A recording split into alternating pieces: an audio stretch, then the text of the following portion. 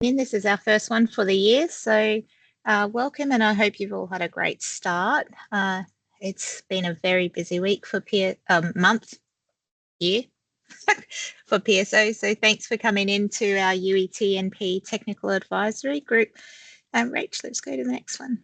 So before we all get started, PSO and the Technical Advisory Group would like to acknowledge our traditional custodians of country throughout Australia and their connections to land, sea and community.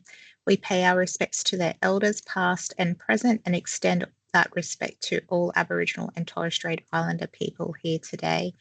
Rach and I are coming to you from Majin or in Brisbane country. So we would like to pay our respects to the elders of country here. So we've got a bit of a packed agenda here today, and we've changed up the format a little bit so that we're going to have a bit more open discussion and hear from you in relation to what's going on out there in industry to help inform us of activity work that we complete. But we will do some welcomes and introductions like we've always have. And then we're going to give you an update on the UET Rescue Unit project that we currently have out and working on. And then we're going to go back through, as you know, at the end of every tag set of tag meetings, we do up a request for advice and then we put out a report. We are also then going to have Melissa Arnold from the Vet Workforce Blueprint team, research team, come and talk to you about that project. Make sure that you get involved. And then we're going to talk to you about some of the other projects that we're going to kick off as well. So lots to talk about today. So I'll just start off by getting Joe and Peter to introduce themselves. Has Joe joined us yet? Oh yeah, she's here. Joe, do you want to go first? As tag chair. I'm here and I'm feeling guilty every time I look at that picture. It's officially 22 years old. But never mind. Yeah, so Joe Abbey. That's catfishing. Yeah, something like that, isn't it? I'll fix it back further from the camera so we can't tell. So I think it says Oricon there. Yeah, so I've been with Oricon coming up 22 years and the CEO of our RTO for most of that time. And certainly involved in the generation, transmission, distribution, rail training packages predominantly. Like to fish, barrack for Collingwood. I'm a Victorian, but have lived in Darwin for a long time. That's probably as much as we need to know. Thanks, Joe. And Peter? No. Yeah, Peter Woods from Sydney Trains, just a bit over 40 years with Sydney Trains, over as many number of names over that time. Been involved with the National Training Package since 2003 and know a lot of the names that are here today.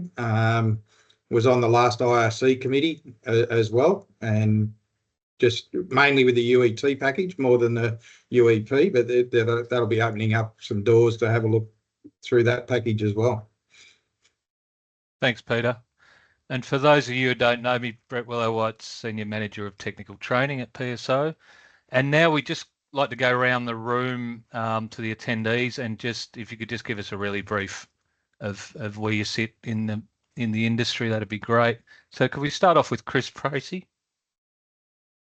Yes, good afternoon, everyone. I'm the National Training Manager for Acciona, and our interest in the UET package is, of course, that we're delivering both the Central West Arana and HumeLink East transmission packages. Thank you. Thanks, Chris. Doug Kavanagh. Thanks, Brett. Yeah, Doug Kavanagh, the General Manager of IAC Safety Services, a registered training organisation in New South Wales, focused around the UET training package. Yet been in the industry for just on 30 years now, apprentice with the old Prospect Electricity. I've even done some time with Mr. Woods there at Sydney Trains. So I've been around the traps, but nice to meet everyone. Thanks. There's always 3 degrees of separation in this room. Emma Bacon. Oh, Emma's here. Morning. I'm Emma. I'm from Territory Generation here in the Northern Territory. Thanks, Em. Tony Flattery.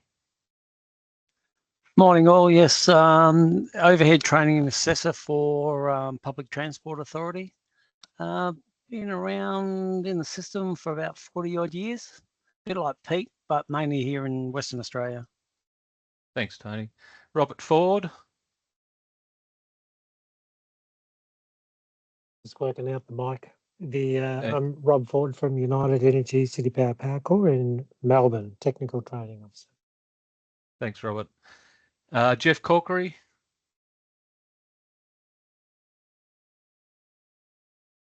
Hi everybody, Jeff Corkery, Powerlink Queensland, transmission entity, and we're involved obviously in both the EEE and the transmission packages.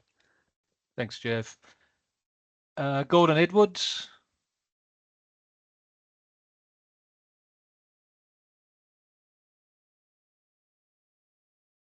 With us, Gordon. All right, this might be a technical issue. We'll just move on to Jakes Jacobs. Everyone, I'm Jakes. I'm the Industry Skills Advisor for Electrotechnology and Utilities for the Queensland Government, as well as the Industry Workforce Planning Manager at Energy Skills Queensland. Thanks, Jakes. Peter Jamieson. Western Australian Alcoa Training Coordinator and High Risk Licence Assessor. We have an enterprise RTO delivering Cert 4 in electrical generation. Thanks, Peter. Karen Lee Murray.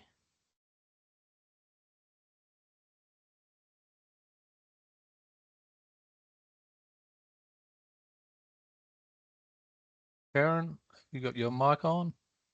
Oh, sorry, that old thing. Karen Murray, Customised Workforce Training Solutions, supporting workforce development in the transmission construction sector. My focus is ensuring industry training aligns with workforce capability needs in this evolving energy landscape. Here to contribute discussions and hear how we're supporting the development in the transmission space, and looking forward to insights and collaborating on strengthening training pathways in this space. Thanks, Karen. Lisa Willis. Hi there, I'm Lisa from Private RTO in New South Wales, interested in the UET package and delivery for some of our industry clients. Thanks, Lisa. Lloyd Smith. Yeah, hi, Lloyd Smith. I'm the National Safety Training Manager for UGL, line of business of Utilities O&M. Thanks, Lloyd. Melissa Wortman. Hi, I'm Melissa Wortman. I'm the New South Wales Utilities and Electrotechnology Industry Training Advisory Body. Executive Officer. Shane O'Byrne. Tech Training Lead for Horizon Power WA. We're a government-owned generator, transmitter, distributor and retail business, probably the only one in the country. Got a lot of interest in just about all the training packages because of our unique construction, and lots going on in the renewable space with hydrogen, solar batteries, community batteries, generation batteries, blah, blah. And Thanks, how did you all pull up, Shane? Did you have much infrastructure damage this week? Port Hedland's got a fair bit of town cleanup with trees and damage to houses. Flooding still occurring, more in the central part of the state, around Marble Bar, Nullagine, and over the coming weeks that'll all flow into the catchments for the Pilbara and the Gascoyne. So yeah, waiting to see, but so far so good. Oh, that's good. Excellent. Yeah. Troy Bond. Yeah, hello everybody. I'm the industry consultant for electrical and utilities in WA with the EMU Industry Training Council. Thanks, Troy. Ryan And a good Veeney. bloke. Yeah, hi everyone. Yeah, technical training team leader here at City Power Power Core. We're very interested in the UET package, especially the distribution overhead and underground. Thanks, Ryan. And William Burnell. Yeah, hi everyone. Will Burnell for SA Power Networks. We're an enterprise RTO here in South Australia, so very similar interest in the electrical power line and transmission space in terms of the packages. Thanks, William. I think I've got anyone. If I missed you, please sing out because it gives it to me in alphabetical. So if people join late, it sometimes can miss them. But Don't good to have see Western Power though. Is an observation. Bit of a shame, but you know, busy, I suppose. I'll send you a text, Shane.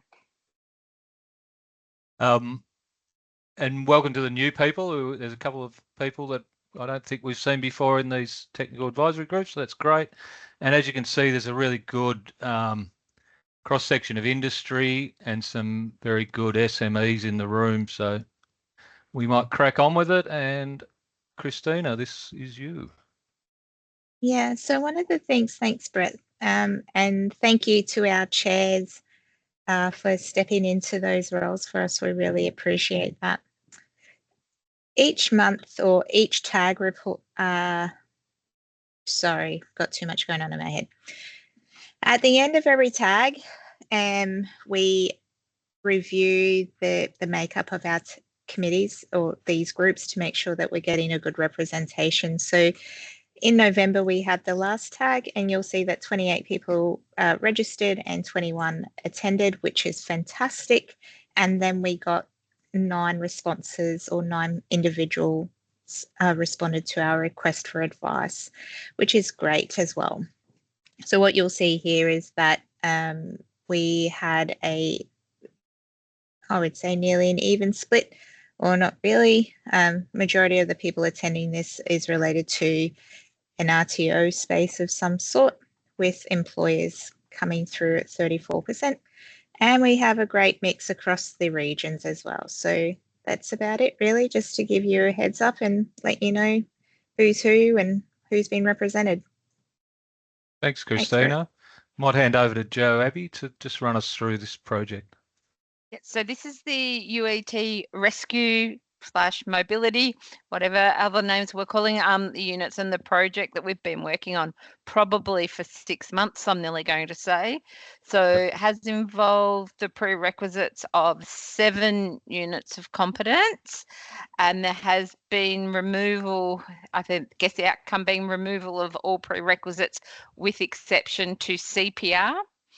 Application, LV Live panel, along with the electrical supply workers, addition of electrical worker, application equivalency note around grandfather clause removed, addition to performance evidence confirming voltages and related safe approach distances. So that's been popped in the performance evidence.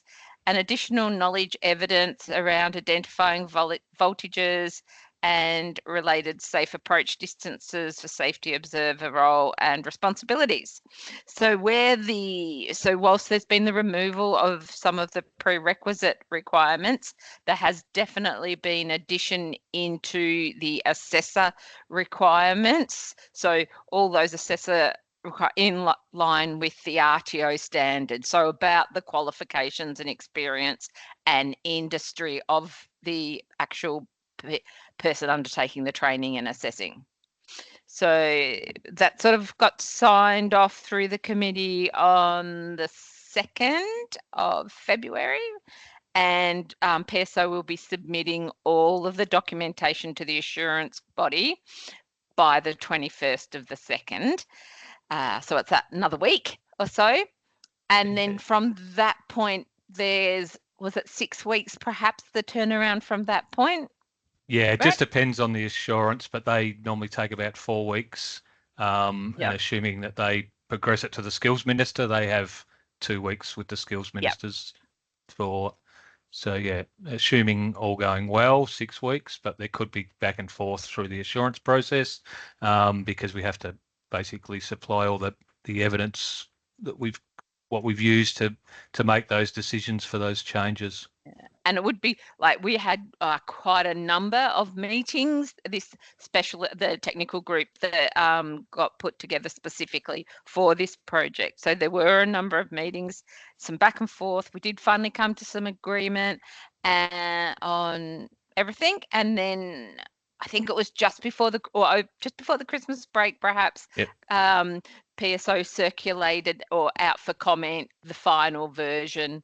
I think you might have had 1 or 2 responses to that before finalising things. Is that right? Yeah, within the technical committee. Yep. Yes. Yep. But it was just around the wording that we basically agreed to in the technical committee, just nailing down what that looked like in the actual units. So, and as you can, whoops. So for those who are clever, there is a, what do you call those things? QR code there. Yeah. So you can scan that and that will, so this is one of many. So obviously the UET refresher mobility units and the prerequisite piece, that was of very high interest to many of the people in our tag. But there are a number of other projects for other training packages, other tags on the go. So for the sake of not looking at everything in this meeting, we thought you can just use those codes and go to your heart's content. Yeah, and if you don't use the code, if you just go to the website and look up under projects, they're all listed individually. And with this UET rescue units, when it does go for submission to the assurance body, all those submission documents are then made available on the website too for transparency. So, cool. I think it's Peter.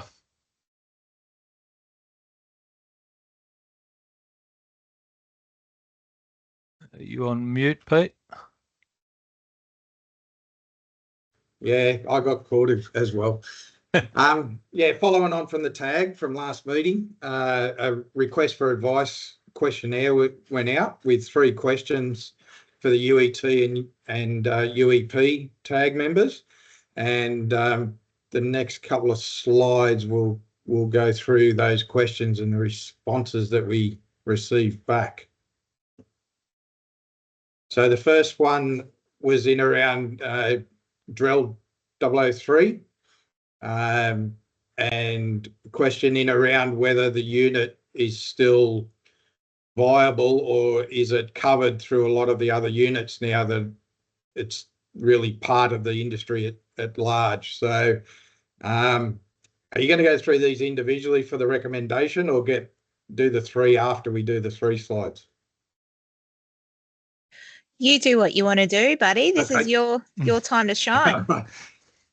So recommendation is to proceed with a review of drill 003. As you can see from the responses, there was 5 responses in regards to the question that was put out.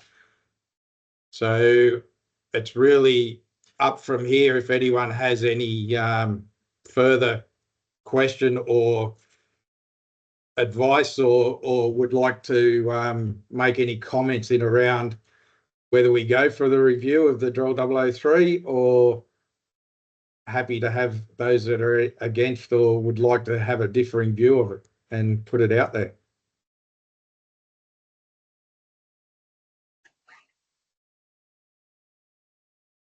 No. Silence is golden. Yes, fine. We'll move on.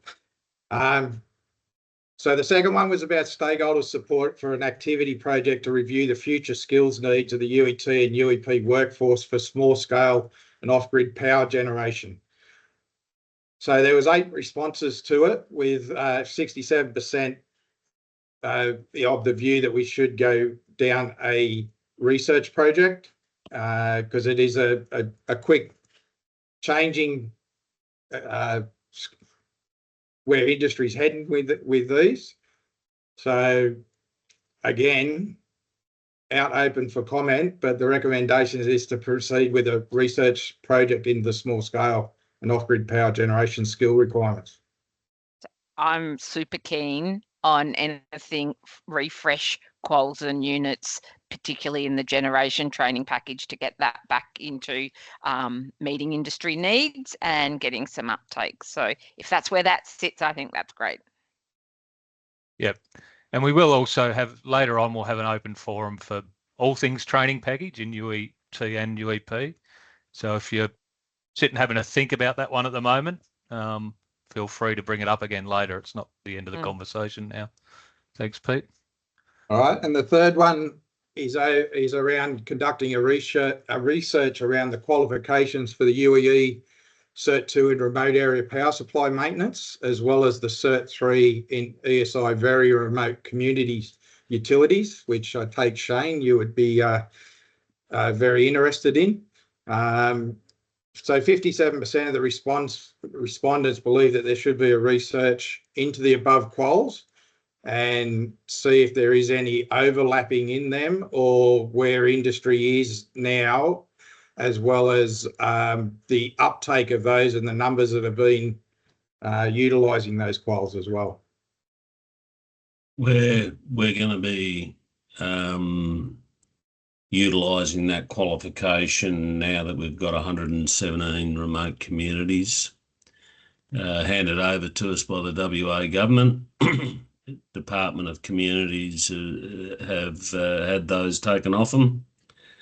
And I've already engaged with PSO on this very issue, identified the common units and the partial common units, and identified that both quals are still required. One's power stations, and the Cert 3 is de-energised linear power stations, and it's one's a 2 and the other's a 3. So I don't know what research there is to be done, but anyway, I'll leave it up to the experts. All right. Do you have a question then, Christina? I've seen the hand go up and then down. No, I just realised there's a slide to talk to what we've been doing in that space. I'll keep my comments till then. Thanks. Okay. The last one is for the last, I think, 2 tags. It got brought up the first tag meeting and then delved into further at the last tag meeting as well, is to look at units in around rubber cable. There was some people that were at those tags of where the rubber cables are now becoming part of industry and whatnot, and whether we could look at getting units to help and assist RTOs and that be able to train in those units. So they will be looking for SMEs to help draft some units and processes in around it. Yeah. And are there some rubber cable SMEs? I've got a couple. They're not here, I don't think. But if anyone here is, let us know. But there is a couple who attended those earlier tags. Okay. And with that, we will be putting forward a submission to the department. It needs to get approved, of course. And it will be, the aim would be to bring it in as a Group A elective where the HV paper cables sits. So it's around joining, terminating and joining, and yeah. So that's how we'll keep you in touch. We'll have a submission going into the department by the end of the month with that one, and how it ends up looking as a project going forward. So, but if anyone in the room does have any contacts in that industry, we would certainly like to speak to them. All right. So just like to introduce Melissa from who's working on this project with PSO, the Vet Workforce Blueprint, and I'll hand over to her to take you through it. Thanks, Brad. Hi, everybody. Melissa Arnold. I am, sorry, Joe, did you want to jump in before we? I was just putting in that I'm about 5 slides behind. That one was for Brett. Yeah, they're my contacts, Joe. I've got a couple there already. Cool. Thanks. Sorry. That's all right. It's all good. Hi, everybody. I've just joined the team at the PSO, so I'm being brought over to work on the Vet Workforce Blueprint. Specifically, my background is registered training organisations. So I've been working in the vet industry for about 25 years and across a range of government, enterprise, public, private, you name it, worked in mining, civil, remote Indigenous communities. Most of it's human services, but across a range of RTOs and across a range of training packages, most recently with TAFE Queensland, so working sometimes with the trades areas and obviously energy. The vet workforce blueprint is looking specifically more about how we can connect you guys with the vet workforce. So how do we get some of those synergies between the two of us and being able to transfer people between? And we know that sometimes it's really difficult to leave the sector and go over to the RTO, whether it's pay gaps or just there's all sorts of issues, remote, being able to deliver remote or whatever. So what are the issues we want to get down to, and how can we actually start to build capacity for both areas to be able to move that forward? And if there is some best practice that we can start to look for. The other thing I think would be really exciting is to actually start to have some influence back up into look at some different policy changes. So what do we need to do to be able to do this smoothly and make sure both the industries, because we know vet draws from the energy sector, so it's not helping you by taking the people away from the energy sector as well. So how do we do that? If we could, yeah. Like always, that's the QR code. We have on the project site, there's a little blurb about us and what we're doing, and of course the connection back with the DUA project that they're actually funding. So just, yeah. So the project background, obviously we're looking at shortages and tech. The zero targets is another thing that we need to actually consider how we're going to do that and how do we support industry to do that, because that's what VET is actually here for, is to get you guys qualified to be able to do the work you're doing. And in doing that, what sort of data are we amassing and how can we actually input that information back into informing both sectors? What's the barrier to VET? Sorry, just go back one more. So what's the barriers to VET, and those particularly around those compliance and administrative burdens? And talk to anyone about VET and they say, oh, the admin, it's about 60% and 40% teaching. So how do we get that a little bit more equitable, or how do we streamline that to be able to get that to be, you know, a lot more attractive to people to come over to VET as well? Bump to the next slide. Thank you. So the purpose of the project is obviously, and we're still in a lot of this particular area, is data collection. So we're running a series of workshops, both face-to-face and online, trying to gather data, talking with both the RTO and the industry to understand what you see as the issues. And then we can hopefully compile that data and start to look at where there are trends and where there are maybe specific issues. So WA will obviously have remote concerns. Northern Territory have remote Indigenous communities, as does WA, but also South Australia. So that central location, what's going on there, and then looking at those, the Eastern Seaboard, what's happening there. See what we can find if there's something that we can actually connect the dots with. The next one, sorry, can we go back? So the next one will be looking at how do we increase the numbers of people entering into the VET? What can we do to help you guys move across if that's what you want to do? We've had instances where people will move across and then go back. So if that's the case, what's the issue? What's the barriers for them and how do we smooth that out?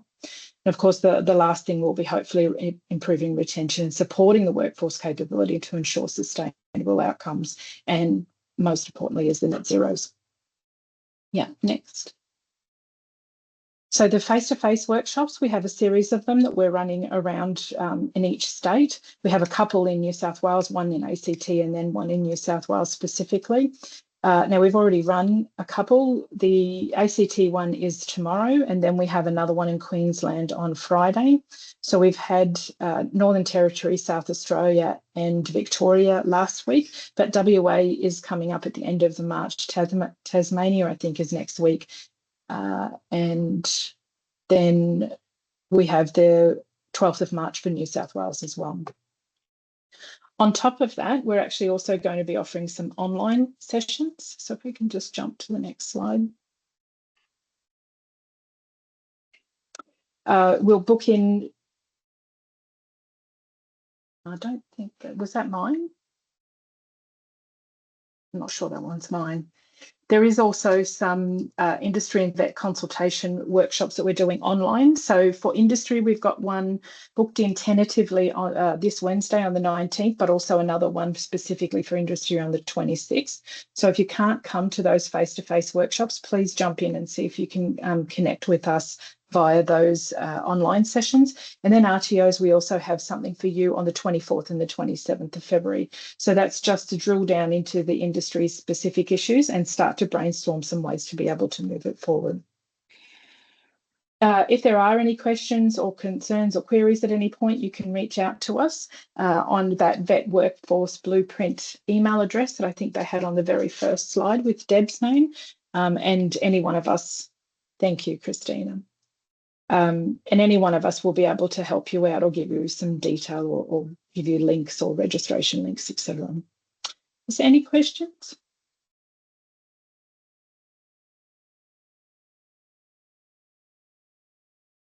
Silence is golden. Thanks, Melissa. That's all right. Thanks, guys. Christina? Yeah, sure.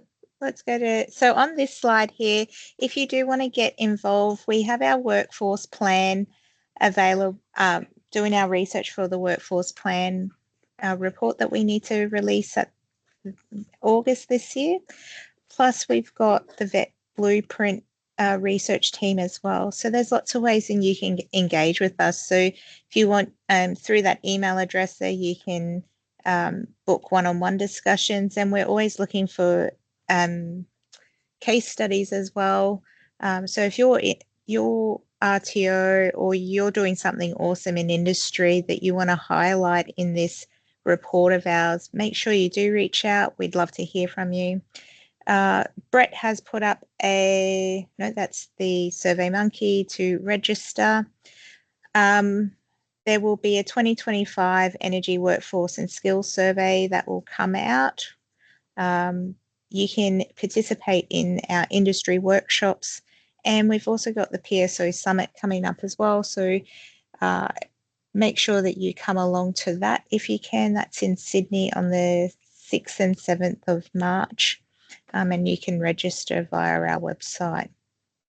And as always, you've got the emails that you can info@pso or poweringskills.com.au, and we can put you to the right person or send it to the right person.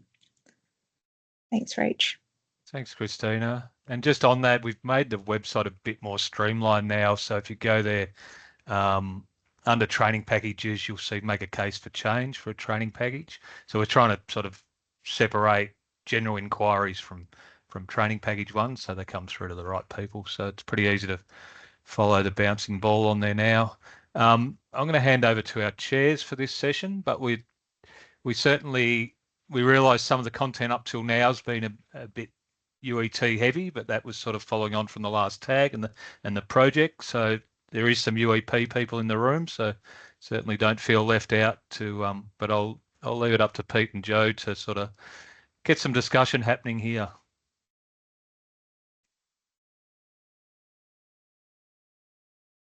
So, well, who's off the rank first?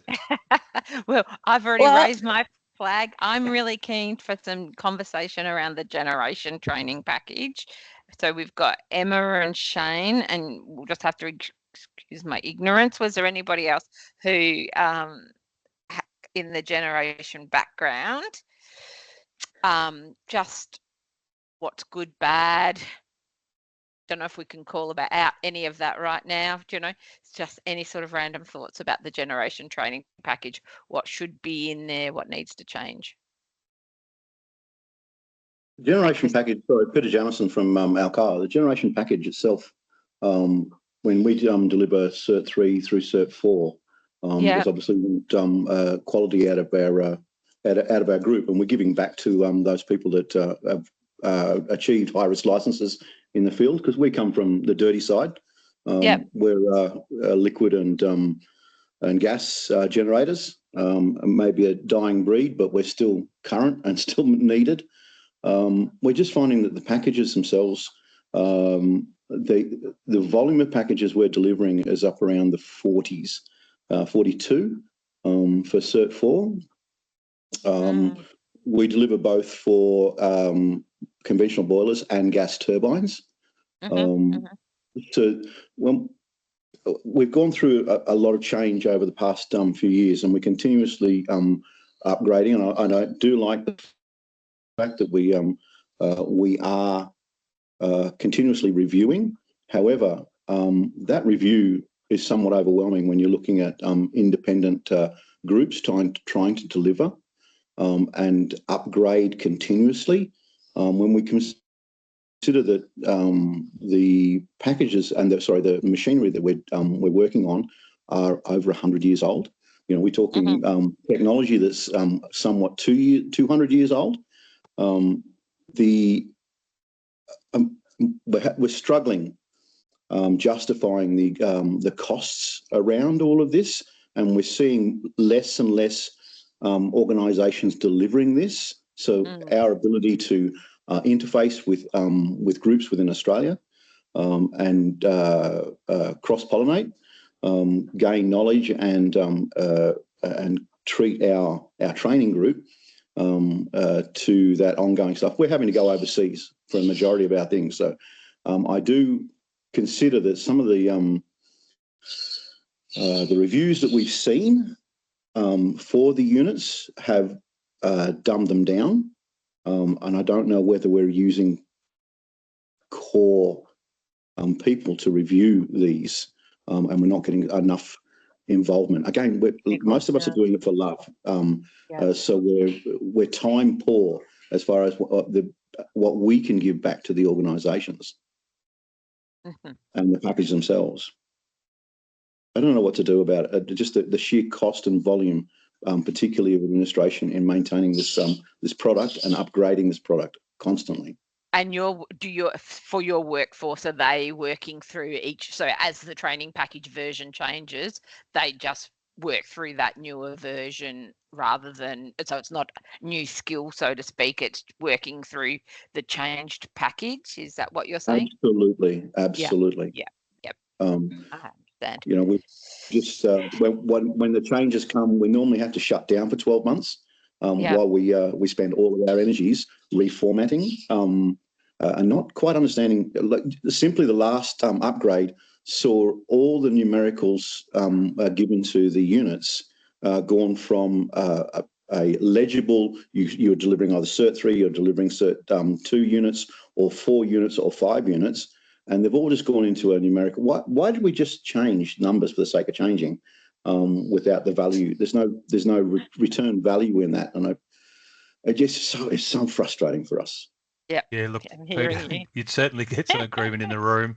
I will say that was pre-PSO running the training packages. It was under the old model, but so we're hoping to get people like yourself involved as much as possible, and not make change for change's sake, but actually make change to get things better. I just impress upon you that, you know, for us, delivery of that is over 250 documents that need to be upgraded by a couple of people. So it really slows us down, and it slows down our delivery to people who we're giving life-changing training to. You know, that this for them, we've just taken on. We just finished up 6 trainees, 5 of them girls that came from non-industry, who are just blinding their way through this thing. They're having a fantastic time, and they're a really valuable resource to our company now. After a couple of years of training, that's a big expense to us, and to have to turn that off for 12 months while we just do our paperwork so we can conform, nuts, absolutely nuts. Yep. And just to confirm, so you're doing Cert 3 and 4 and using about 40 units of competency across those, is it? Yeah, 42 units, because we do both. We deliver Cert 3 in steam generation, steam conventional boilers and turbines, and then we deliver Cert 4 with gas turbine and HRSG, which is and the Peter, boilers. Is your end goal to issue the qual, or is the game about, or is it more about the units that you need for whatever reason, rather than, or is everyone working towards completing the qual? No, we use the qualification location as the end game. We do deliver the licensing units along the way and deliver high-risk licenses for turbines, boilers. That's right. I put some notes in the chat for you too, so I might be able to help you out with. One of my girls has created some magic code automation thing that automatically changes numbers and codes when things change. So if I can work it out, I'll send it your way. Awesome. Thank you very much. Appreciate time. Yeah. Shane? I think. Yeah. Yeah, thanks. From our generation perspective, we undertook an initial RPL visit using a WA RTO in the generation space. Robin, forget the RTO's name. Walton. Robert, yes, thank you, sir. We started off making some good progress and identified potential RPL capability of our existing generation workforce. This was probably just before COVID graced us with its presence, and we had some good initial efforts put in to acknowledge existing employees and their capacity to operate and maintain our power stations. Yours gas, Shane? Pardon? Are yours gas? Right. So our existing generation technology or assets are small high-speed diesel units in the small regional and remote locations, and then in the larger generation hubs that we do have, which is essentially Carnarvon, Onslow, Kununurra, our generation assets there are relatively new, large combustion diesel, which is essentially driven on gas. And then we've also got a number of locations where, well, Denham, where we've put in a 700 kilowatt hydrogen experiment. How's that working? Yeah, next question. Come on, I want to come and visit. Can I come? Pacific Energy has had no end of work on that issue. It works, yeah, but there was no factory acceptance testing initially done because, like I said, people are calling it a trial. I call it an experiment. My concern is it'll end up somewhere in fucking Madagascar there if something goes wrong. But there's all sorts of extra learnings from hydrogen. We're also looking at introducing small to medium scale renewables like we've done at Columbaroo, where we've got a solar farm, a battery backup on top of the existing diesel generation infrastructure.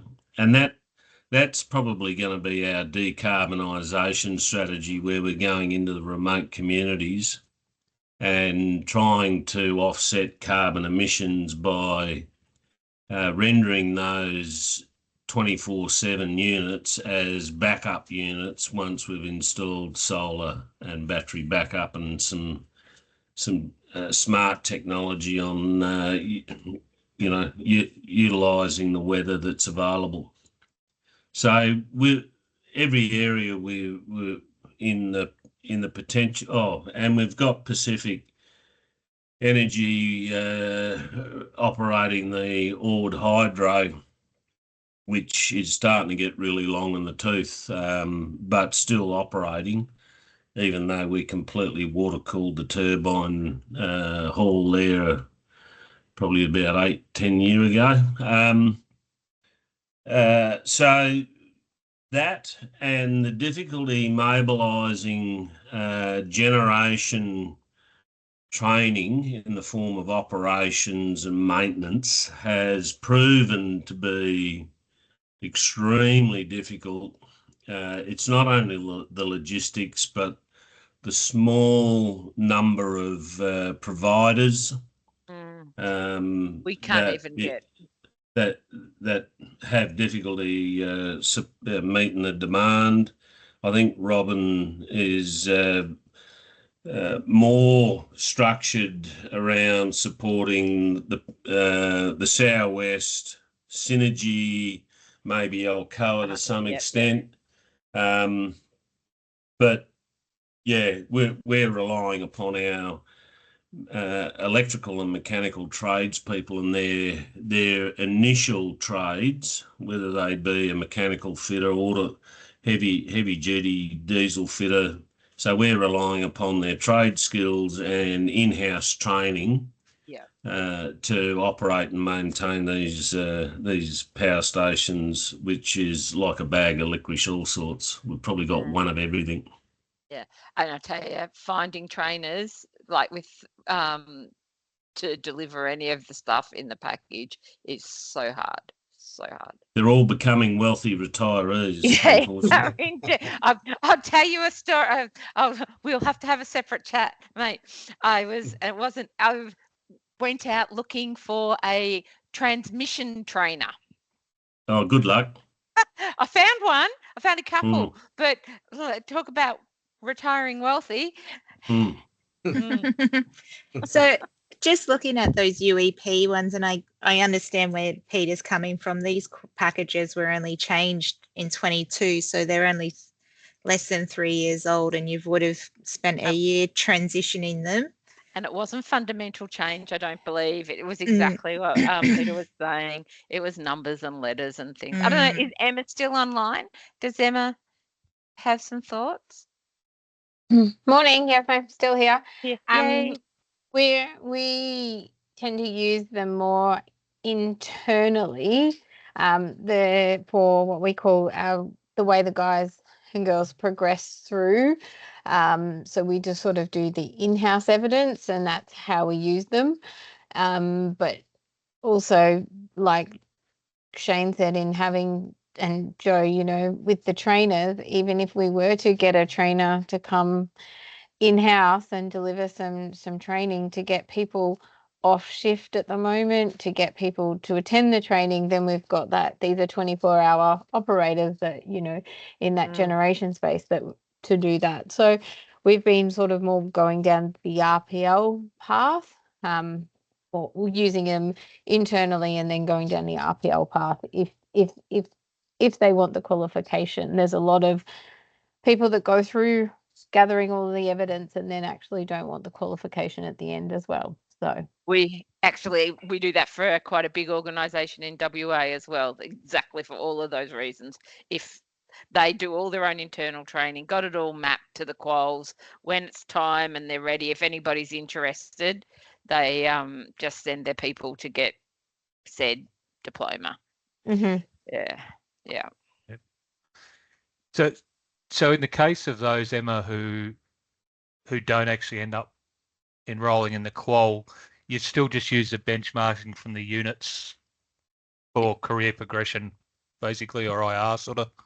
Yeah, pretty much for and we've got a pay scale, so it helps them get through the pay scales, and that sort of sets a standard for everyone to get through those. So they don't do this until they've done that and progressively. And they can progress without enrolling in the unit, but just doing the internal benchmarking. Correct. And it's all benchmarked against the unit, that if we did have to, they did want the qual, then we could someone send like it Joe off. to Yep. Yeah, interesting. We might have to have a chat about that. one There's of a our other few projects we're looking at. organisations Yeah, I that know. do that. Yeah, we're discovering that. So yeah, it's Yeah. interesting. And it's for for two reasons. Like a lot of our guys would want that face-to-face training, but how do we deliver it to, even if we were to pull 5 people out of Alice Springs to deliver this, that's a quarter of our workforce, and Yep. and that those costs involved in not only getting the trainer there, but also covering their shifts to take them off shift and everything like that. So, the grandfather training sort of seems to work better for us in those smaller areas as well. Yep. I just noticed, like, when I go on to TGA, yeah, you've only got like 5 RTOs doing that Cert 3, which would be your apprenticeship type. Can I tell you a part of that reason, Christine? Right, because we actually took Cert 3 off because by having, in fact, I think we took Cert 3 and Cert 4 off. By having the diploma on, you get access to all the units anyway, so you don't have to maintain as many products. So everything that you need is in the diploma.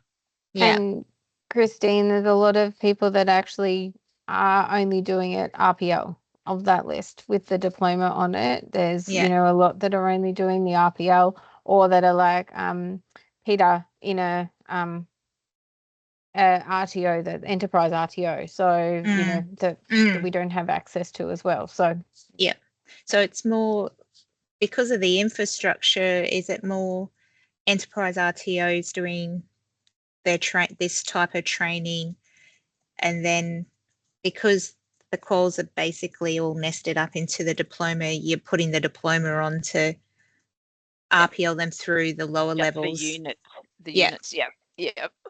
Okay, right. We personally only have one client that asks like for the qualification to be the outcome, but that's via RPL after their own internal. Everybody else is just lots of people will have their own views, but I also have some of my own views about the use of, because there's also switching units in the generation training package that don't have prerequisites. So that's another thing I think that needs to be considered, where the UET units clearly have a large prerequisite chain. And so that's another thing as to how come there's prerequisites for some switching and not for others. I don't know. That came up. I'm not that technical, but it doesn't seem right. Yeah, that came up when we used to do the standalone UEP tag. Actually, that those ops units have no prereqs at all. Yeah, which is so scary. that is definitely on our radar for any sort of review into the UEP. Yeah, it's interesting when you even look at the diploma. There's only four RTOs on scope for that, which then leads into everything that you're just talking about, your low number of trainers, and then being operations, being 24 hours, trying to get those trainers off to deliver and train and all of that kind of thing. It becomes a bit of a bigger problem, isn't it? Straight up. And this is not the, like, maybe this is probably a working group conversation or a tag. I don't know. Well, this is a tag. But so for me, in some regards, partnerships are probably the solution for enterprises wanting to deliver generation. All those reasons, they can just deliver in their own time, how they like, and just partner with an RTO that's got it on scope and manage it. That if you're wanting that, if you don't want the unit or the qualification outcome, it's pointless. But if that's a driver for you, that certainly frees up how your delivery model looks like. Yeah, when I was at CDU, we did an arrangement like that with Santos for the process ops qualification. Where they actually had trainers with the cert with the TAE. Did it themselves, but they were using us as the RTOs. Yeah. Interesting. There's a lot of BSB units in them as well. It's a mixed bag. It is ridiculous.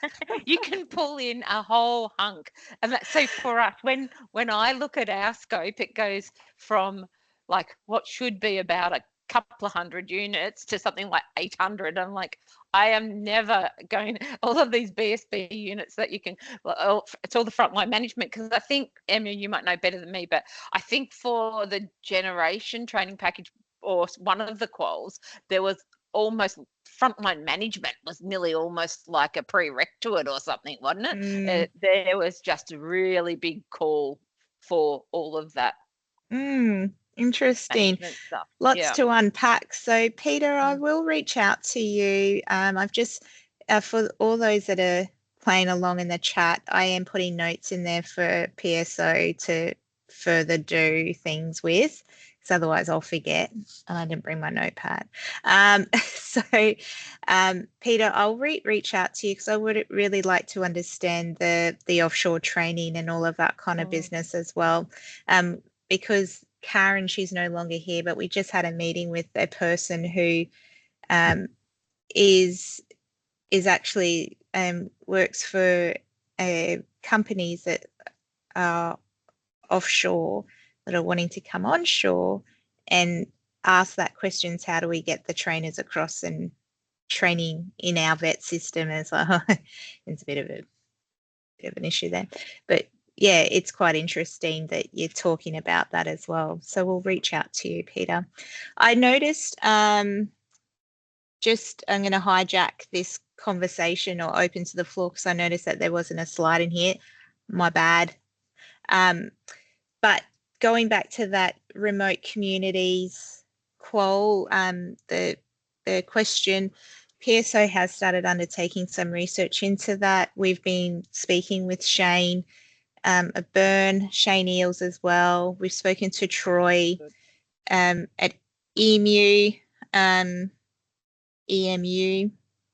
we should put it properly, and our ETU and ERAC partners as well, to start to build that information. And one of the outcomes of that is that we will be putting an activity submission similar to your HV rubber cables. We are putting an activity submission in by the end of this month to JUA to be approved to look at those qualifications, in particularly knowing that there's a core unit that's deleted, getting that fixed, and then looking at elective units as well in the UET package to support some of the new technologies coming through as well. So that's all going to go through. Once we have approval from JUA in that space, we will then go through start that tip-off process of getting a technical committee together and what have you. So we will be calling out for people to work with us in that space as well. So big shout out to there's a few people in this room that I've been speaking to a lot in the last month. Shane, the other Shane, Troy, Joe as well. So that is progressing along, which is really nice to see. Any other things that people would like to raise? Thanks, Christina. Is anyone else in the room got anything generally across either UET or UEP?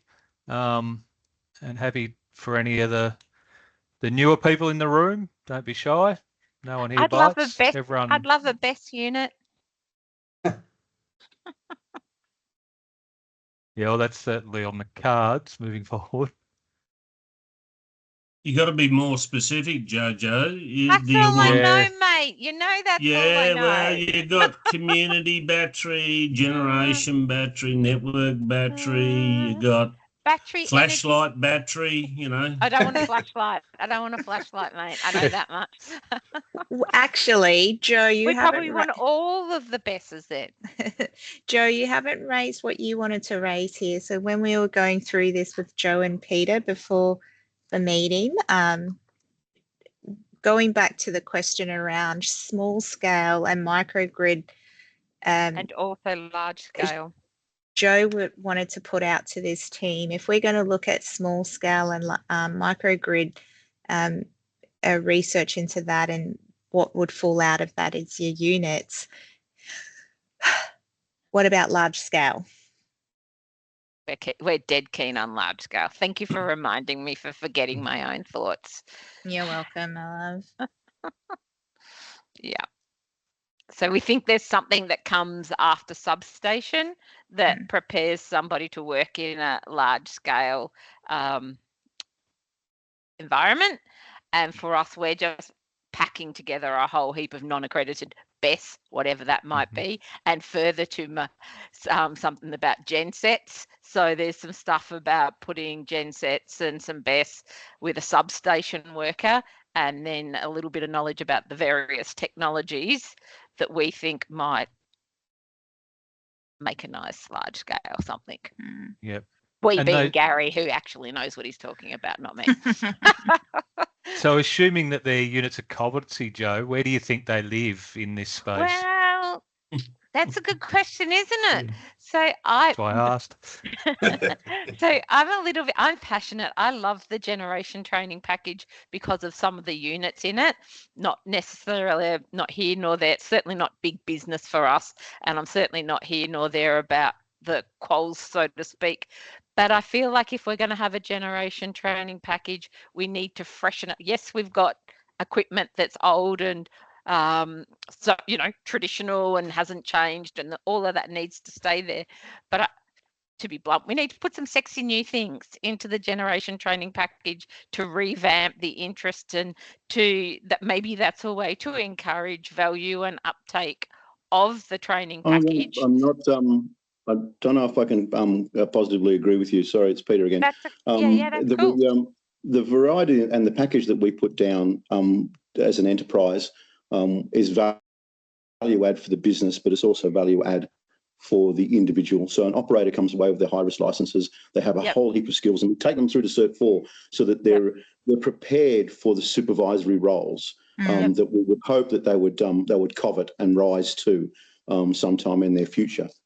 So this is what we look for. But the beauty about the negative and the beauty about the new package allowed us to inject our gas turbine stuff into the Cert 4 and capture that under the certificate, because we were kind of forced one way or the other because we're a conventional steam generation plant.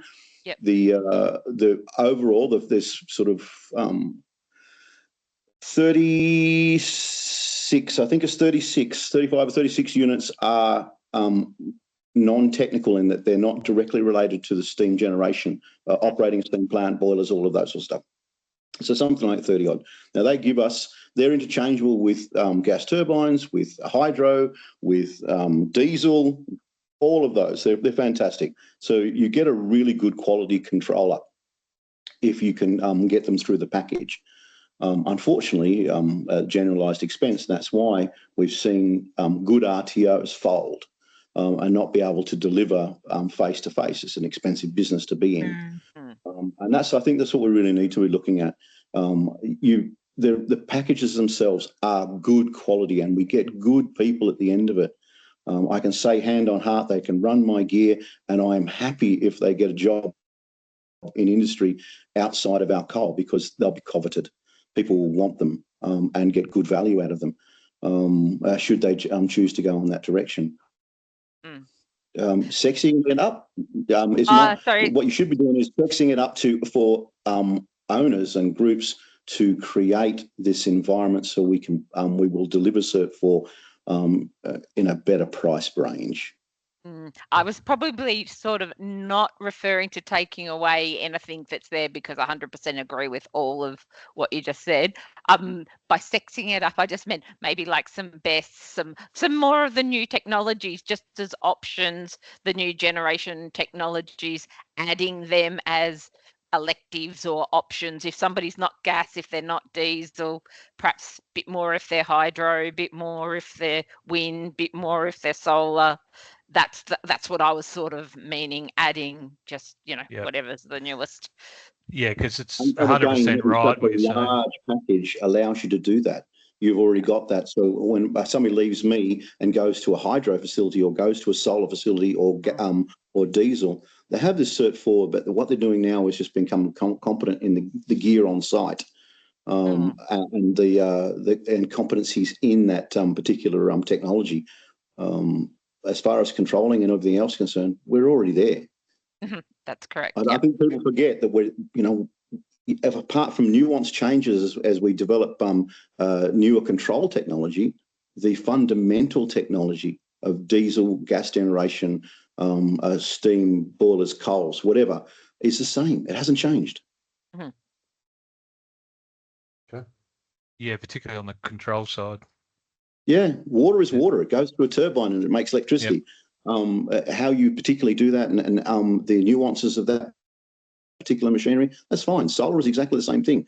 You've got for wind generation, but apart from for all the rest of it, the controlling industry, control stuff like that, packages are there. We don't need to be messing about with them. Yep. We'll certainly follow up with you online, Peter, because there's been some interesting points you made there.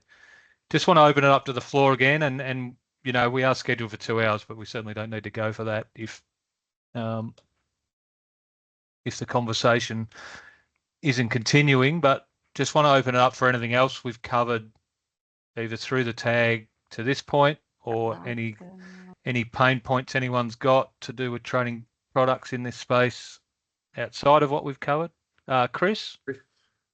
Yeah, thank you. And the visibility of the completions in the units of competency and the training packages. From a workforce planning perspective, it'd be amazing if industry could see how many participants are moving through the various qualifications. I think you can get that info, can't you? I'm pretty so sure. It's available through NCEVA, and I don't know if someone's wants to stick that in the chat. There is a bit of a lag as a government agency. 8 months.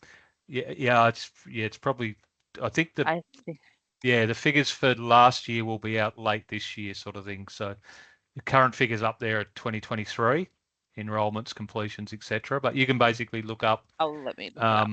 any qualification, any unit of competency. Does not My Skills no, that's gone now, the My Skills website, hasn't it? Because I think you used to be able to see that sort of data. What's on your dashboard? Your dashboard's not. And there is, Christina, did you want to speak to the dashboard? Sure. I can even show you it if you like. That'd be Chris. great. Because it's good. This is on the PSO website, and it's got some, it doesn't dig real deep, but it's got some good. So I'm just going to put it up there for you, Chris. But on our dashboard, I go into our website. On the front page, go to Data Dashboard. We pull in the NCVER data and some other data. I can get more information on that for you. But you can get the training. Under training, you can go into qualification completions or unit completion. So that just filters it out, saving you going to NCEVA and looking at every training package available. In the whole world. Yeah. Which I'm just, thousands. Yeah. And then you can, so you click on, so I get a bit confused with this, but we can go into, yeah, it's a bit. It goes back. It's a bit, I need to talk to them about it because it doesn't really. And I think that's the thing, isn't it? You have put it up as a prototype, so to speak, get used to it, work out the things that make it look better, and then do V2. Yeah, we'd love feedback from anyone in the room if you want to go and have a look at it. Those feedback sessions that the girls did, or the people did, following the web page, after the 1 year of the web page, they were good sessions. I think Shane's got his hand up too. I think I broke my view as well. So, Chris, when you go on there, you should be able to work it through. I've just broken it somehow and I need to get it reset. But I will look into this and make sure that you've got your UET and stuff like that. But do have a look at that one, Chris. Thank you. Shane? Yeah, thanks, Brett. Just a general comment, and I note some of the other participants have some alignment with possibly with what I'm about to say, and that is engagement with the previous ISC or SSO took a bit of a nosedive based on a lot of change going on, whether it was SSO led or government department required, but change needs to be for improving the qual or the package, not change for change's sake. I think that was the terminology used. And if we're able to keep an eye on that, I think PSO will enjoy good industry engagement versus becoming an arm of the feds in terms of mucking around with training packages for some number changes and codes and title changes just to stamp the activity, I suppose. So nothing more than that. We can discuss that more at a later date, but it's keeping it relevant, making it easy for industry and trainers to deliver. Yeah, look, Shane, and from my perspective, and I think I speak for the other senior manager in my space, Phil, who's probably hiding in the background there somewhere, we both come from RTO world prior to PSO, and we know the pain of change for the sake of change, and we also know when stuff doesn't get changed that really should have, when we're doing that change for the sake of change, and we miss the boat as an industry or as training products on getting some things updated in that last round of changes across all the packages. So yeah, it's certainly in our remit to try and make that our focus is trains is driven by industry would be the best way to say it. Yep. And industry involves the RDOs, of course, because you're the guys that got to deliver it. And from myself too, Shane, I know you were involved at the start with it. I was in the IRC, the last entity of it, and there was stuff that was forced down on it where industry didn't really want to go. But we had to go through and get done what had to be done. And the first bit was about getting it over to the new formats. Like that hadn't been done, and that was a bugbear to start with because they wanted to do a review at the same time, and we did push back against that and did the formatting straight across and then went to the reviews after that. So yes, can take that on board from there, and hopefully we aren't just changing. And my commentary wasn't a criticism of anyone that was participating like your good self, Mr. Woods. It's about having a proper SSO, IRC, call it what you like, but don't forget there was controversy around that excuse or that piece that the refresh hadn't been done when I actually saw it from EOS, and it was there, but it was binned for whatever reason, and a fresh start was made. So let's not go into ancient politics. Yeah, let's not go there. I'm sure a few of us are aware of some stuff back there. We're on the right track. Yeah, what I'm hearing at Peter, we need to talk to you about that. Your involvement. Kidding. He was a lone voice in a hostile environment. Like Brett said, majority of us, especially in the training package space, have all come from RTO land previous to PSO, and we've all gone through transitions. I had to manage about 100 calls that went through transition in a 2-year break. So the anxiety. I remember 2019 and 2020, 21 being 3 particularly hideous years. Yeah, there was a lot of tears on my part, so I never want to do that to anybody else. So We will be making sure that we do this because it has to be done, not because this model that we work under requires us to have rock solid evidence to move forward before we do anything. So rest assured. Rightio. In the interest of hopefully getting this group together again at our next tag, which is the 17th of July. Thank you, Rachel. Oh my goodness, Nice that's segue. half a year over. But is there anyone else in the room besides the people who've been speaking a fair bit who want to raise anything before we wrap this up? Yeah, just looking at seeing if people can talk to their industry counterparts in companies and RTOs and whatnot that weren't in attendance today. It'd just be good to grow the participation a bit more. I don't think Synergy was present from a WA perspective, nor was Western Power for good and bad reasons. So it just trying to, increase the participation, which means we get a better result, in my view. Yep. So I'd agree with that. If you've found some stuff interesting today, feel free to invite colleagues or industry associates along. Reach out to us if you want us to contact them direct. In that, like we said, in that rubber cable space, the NKT guys have been involved, and there is another person I've got which I can't remember, but it's thin on the ground in people who are in cable jointing and experts in that field. So if there's anyone you know of who we can, I met a Swedish guy over Christmas, but that might be a stretch flying him out.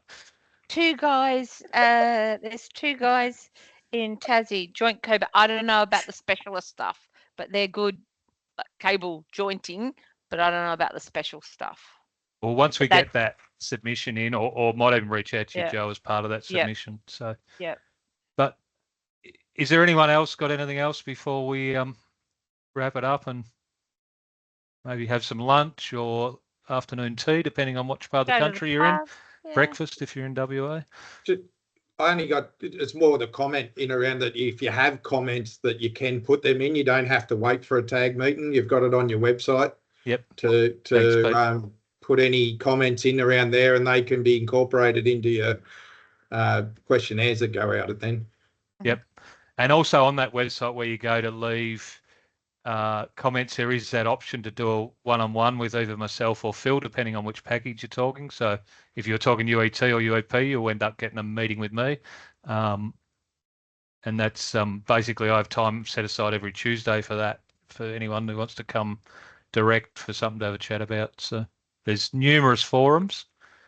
So, yeah, I think we might, in the absence of someone putting up their hand or adding anything, we might call that a close.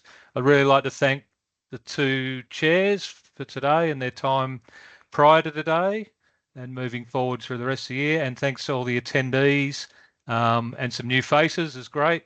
Hopefully you come back. Hope to see everyone at the summit. Thank you. Yeah, and if you're coming to the summit, we will see you there. Thank you. Good session. Bye. Thank you. Cheers all. Thank you very much. Nice to meet you all. Bye. Ciao. Thank you.